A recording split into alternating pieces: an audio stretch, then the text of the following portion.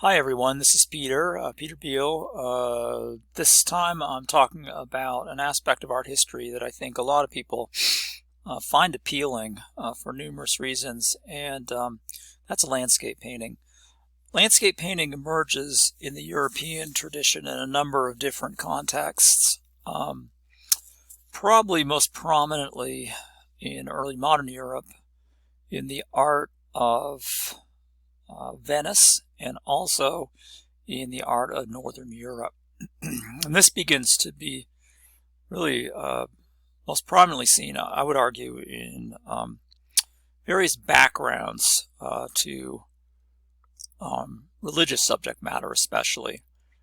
There are some famous examples of this, many famous examples, going back into the 15th century. The work of Jan van Eyck is a great example. And there are many, many others. Roger van der Weyden, quite a list, actually, now that I think about it. Moving into the early 16th century, the work of Joachim Patnier is another good example of an artist who really ultimately begins to focus almost entirely upon landscape. In Italy, a similar kind of trend is seen, probably most emphatically going in the 15th century. We might start turning to Venetian artists, although there are a number of very interesting contributions in this regard. Pretty much all the major artists, Antonio Pollaiuolo, Pier della Francesca, Fra Angelico, many artists in the 15th century made a concerted effort to amplify and expand the possibilities of landscape painting. Probably most spectacular in the Italian tradition the most spectacular tradition is seen in Venice, and particularly the work of Giovanni Bellini, and then coming into the work of Giorgione and Titian, an arc that goes from about 1470 to 1570. Also in the Italian legacy of landscape painting is the work of Leonardo da Vinci. As we move through the 16th century in the Northern European tradition, Peter Bruegel is a good example of somebody we'd want to very much to keep in mind as he develops an almost entirely secular conception of landscape painting. And I'll probably do another video on Peter Bruegel, certainly well worth exploring in his own right for multiple reasons. And then coming out of that tradition, going through the later 16th century and into the early 17th century, a kind of increasing specialization in landscape painting is seen. The representation of natural surroundings in the northern tradition tends to follow that secular genre-based trajectory. In the south, in Italy, what we're going to see quite a bit more of is painters influenced more in the Venetian mode, translated especially by a very important early 17th century painter, Nibale Carracci.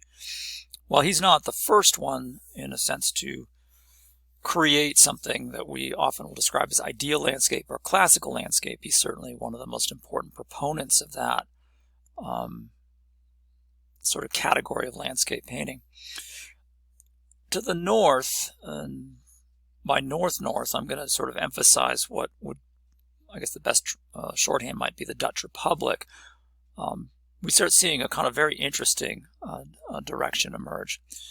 And that is basically landscape painting that really works to represent specific views, specific places, very much focused on the setting, activities, situations, practices of the present. And that's very, very common. It's a kind of almost truism about Dutch art in general from about 1600 to the later decades of the 17th century, say 1670, 1680. And I think nowhere is that more true than in landscape art after about 1640. There is a tendency in earlier decades to kind of have these imaginatively recreated or completely created landscape scenes that would probably be best categorized as Mannerist in style. It's often how they're described, borrowing to some degree from Peter Bruegel or other antecedents to create kind of spectacular but unreal or fantastic landscapes. And that would be a subject for another discussion. Probably the foremost in many ways of landscape specialists in the 17th century is the work of Jacob van Ruisdael.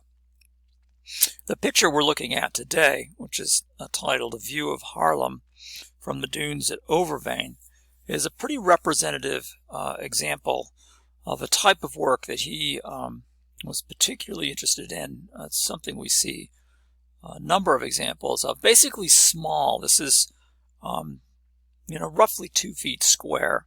And these paintings are quite striking to see in museums because they're often framed with very dark ebony frames. It's like a kind of small window on the wall into the strikingly infinite, expansive, varied scene.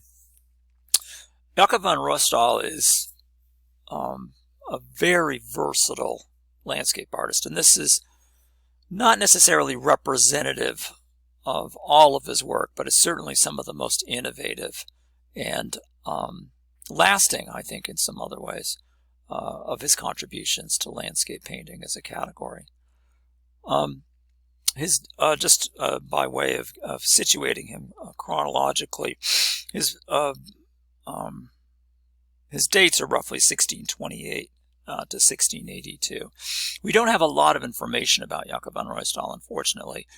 There's speculation that he may have studied to become a doctor because somebody with that name turns up in some records from Haarlem at about the right time.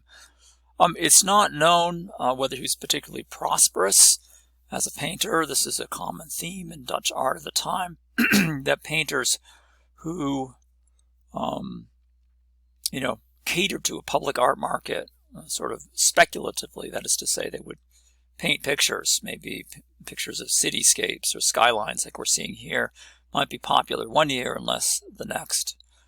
Perhaps, and this has certainly been discussed as well in regard to his work, he would have been commissioned by a property owner in the vicinity to create a view that might reflect the sort of topography of a particular individual's possessions. And this is possibly the case. I've seen some articles that pretty convincingly seem to point in this direction. It's definitely the case that the Dutch, despite the countryside in, we'll just use the shorthand term Holland, just to speak for all the provinces, the countryside is not loaded with spectacular, picturesque features of the kind favored by those Mannerist artists that I mentioned before. We don't have towering mountains or pinnacles or cliffs along the lines of a number of Peter Bruegel's work. We don't have wide open river valleys or any of the kinds of points of topographical or geological interest that the likes of Patney or Bruegel like to depict.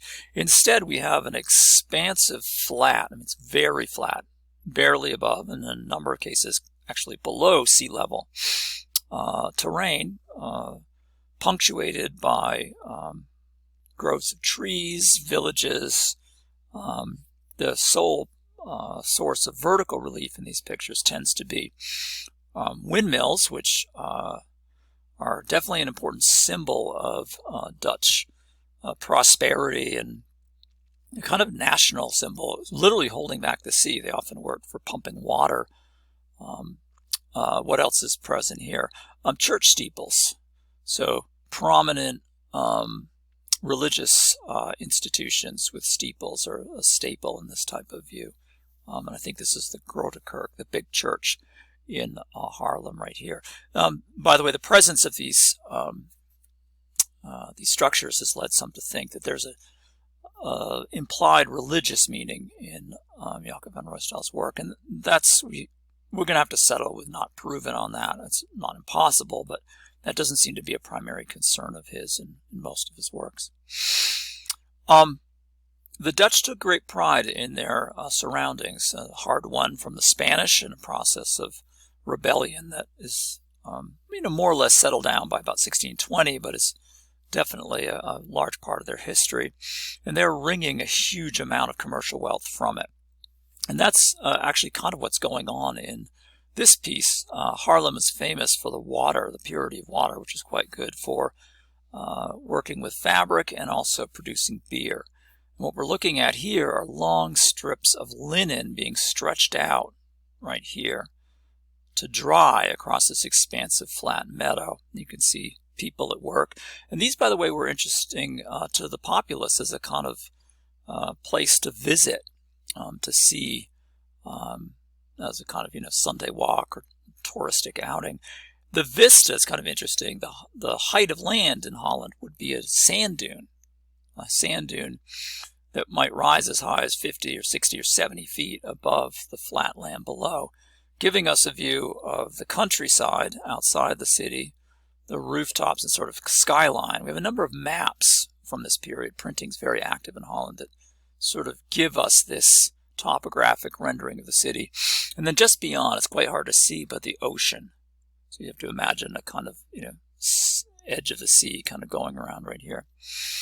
Probably the most spectacular aspect of Jacob van Ruisdael's work in many, many instances is his attention to sky and the behavior of clouds and atmosphere. And he's used this to really develop a sense, as I mentioned earlier, of expansive infinite space. And to do this, he's used these pockets of light and shadow, and we can kind of begin to imagine kind of sunshine coming down through the typical volatile North Sea weather, illuminating certain aspects of the terrain and shadowing others. And this is very common, a type of meteorological condition, very, very common in this area. We would rarely have the kind of radiant golden light that other specialists in landscape in the Dutch Republic might present to us. So what we're presented with is a very interesting view of an elevated perspective looking across into the city with a series of 1, 2, 3 sunlit patches, and then shaded foreground, shaded middle ground, shaded background, giving this sort of a sense of structure and shape to an otherwise rapidly changing. You have to remember these clouds would be moving across over the face of Haarlem at a pretty brisk rate. It's pretty typical. The weather's very changeable in this part of the world. And so he presents us with this striking contemporary and natural feel to the landscape. It stands as a kind of contrast. It's worth pointing out as we close out for today, as a kind of contrast to the ideal landscape tradition. And I'm showing a picture that's a little bit earlier from the famous French transplant Claude Lorrain, which is a sort of generic scene of shepherds and peasants with cattle set in a kind of idyllic locale outside the city of Rome. That campagna is standard sort of trope for classical landscape painters, probably the most influential of whom is Claude. Some of the same devices are at work, the patches of sunlight and shade and so forth, but the sense of time and the contemporaneous aspect of it in Ruisdael's work is for the most part absent in Claude, and speaks to a kind of very different set of priorities. Both artists in the end will have a great deal of influence on later developments, particularly an influence on romantic landscape painting, the likes of John Constable and Turner would be another good example of artists who take different aspects of both directions in 17th century landscape painting to make them their own.